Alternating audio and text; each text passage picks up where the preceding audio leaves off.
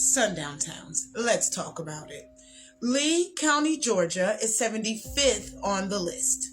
By 1899, Lee County was sick with Jim Crow and fits the criteria of a Jim Crow sundown town. Segregation in public spaces, in schools, and in housing, terror from the hoods, the police, and everyday citizens, violence, or worse. Let's learn history. Our ancestors were enslaved in this county. Once the colonizers realized the soil was fertile and transporting cotton by railway and steamboat was possible, this place became rich from our ancestors' free labor. During slavery, church was important to our ancestors, and by 1835, the Hebron Baptist Church was established by the overseer for us. In 1840, we had a Baptist church in Palmyra. By 1853, the New Hope Methodist Church in Smithville was founded. By 1860, our ancestors were double the white population in this brewing Jim Crow Sundown County. Still enslaved and heavily guided to religion, Antioch Baptist Church was in existence by 1863. By emancipation, it was our faith, looking towards better days to come, that got our ancestors through. Our ancestors started buying land, while others found themselves as sharecroppers or tenant farmers, and establishing more churches like Trinity United Methodist Church in 1889 and the Mount Olive AME Church in 1895. But this brewing, rural Jim Crow Sundown County was ready to show its ugly head, and by 1899, Mr. Sam Hose was horrifically unalived in Noonan County. And as expected, our ancestors were trying to process this and what it meant for us all together. Well, the white people of Lee County wanted to make sure we didn't have any more questions about what it meant for us and our place in this county. A mob heard about us talking about this unaliving of Mr. Hose, processing it. Mr. Mitchell Daniel spoke ill about the lynching, so in April of 1899, a mob came and lynched him too. No one was ever held accountable. Our basic American rights under the Constitution, freedom of speech, simply were not allowed here. You could literally be lynched for talking too uppity, I guess. By the early 1900s, imagine being lost in the wrong part of Lee County at night. No cell phone. Hopefully, you'd make it out. This officially made Lee County, Georgia, a Jim Crow sundown county. Come back for part 2 when we learn about the rest of the trifecta of a sundown town and how Lee County, Georgia fits the bill, along with our first school. And listen, okay, think of an eye for an eye, except our ancestors were the only ones taking an eye. Yeah, come back for part 2 and we'll talk about this thing our ancestors did twice in Lee County, Georgia. Part 2, Sundown Town number 75, Lee County, Georgia.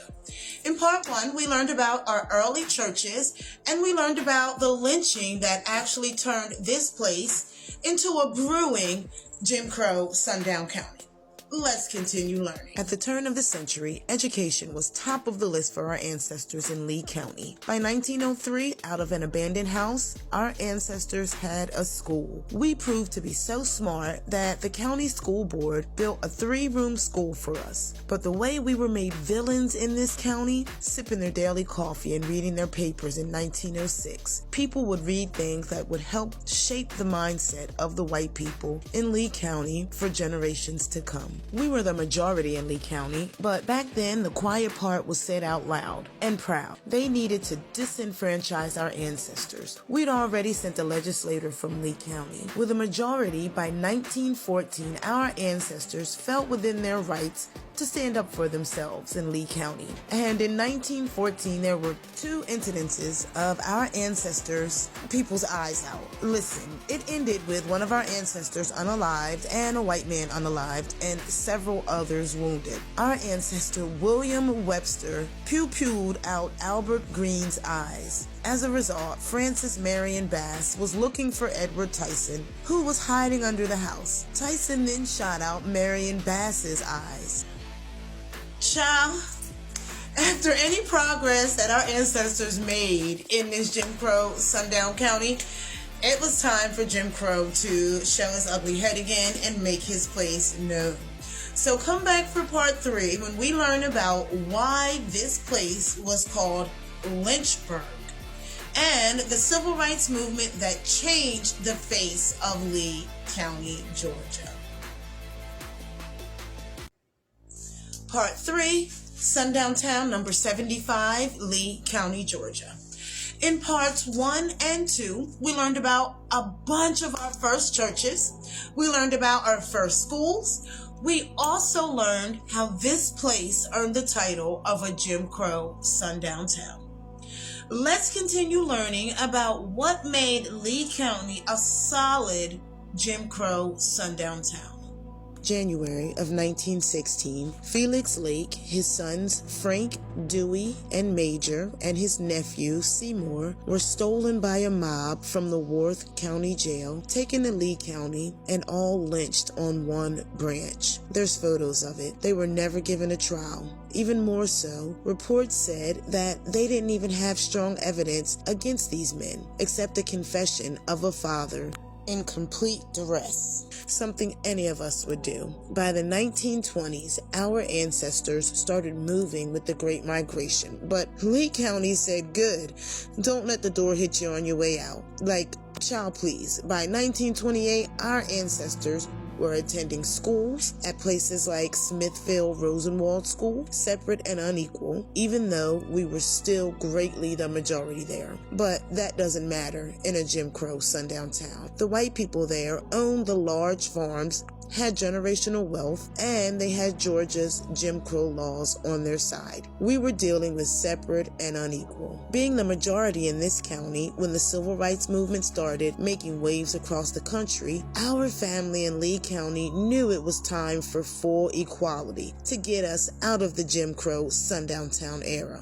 By 1962, the civil rights movement was in full effect in Lee County, Georgia. Our families were tired of segregation and generations of our vote being stolen from us. By the summer, a full voter registration project was in effect. The Student Nonviolent Coordinating Committee, or the SNCC, took the lead under the direct lead of Mr. and Mrs. Charles and Shirley Sherrod. You remember Miss Shirley from Bad Baker County. Her father was unalived, right? Yes, Miss Shirley was pushed into the movement. Students like Wingfield would go door to door to get our ancestors out to vote. They were fearless. Our ancestors could get fired, their homes could be burned, or worse. August 1962, Shady Grove was the first of many of our churches to get burned down. Even Dr. King was touched and wrote about this. At this point, forget integration. Mr. and Mrs. Sherrod, along with others, got together and bought over 6,000 acres of land in Lee County, Georgia. They called it New Community. We finally had a real safe place to be during the day and night in Lee County, Georgia. Wow. I wish that's where the story ended, but this is a Jim Crow sundown county, and this community faced harassment and intimidation from the locals, from the neighbors, and they flat out faced discrimination from the U.S. Department of Agriculture. They blocked funds that put them in debt, plus they had years of drought.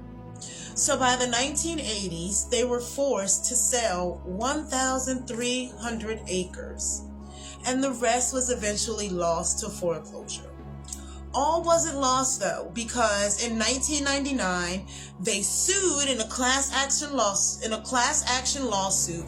They sued the Department of Agriculture and won $375 million. And in 2011, they were able to buy back 1,600 acres of land. Here we are in 2025. Can anyone share a first-hand account about this place, past or present? Share this video. Tag them in the comments. Let's learn.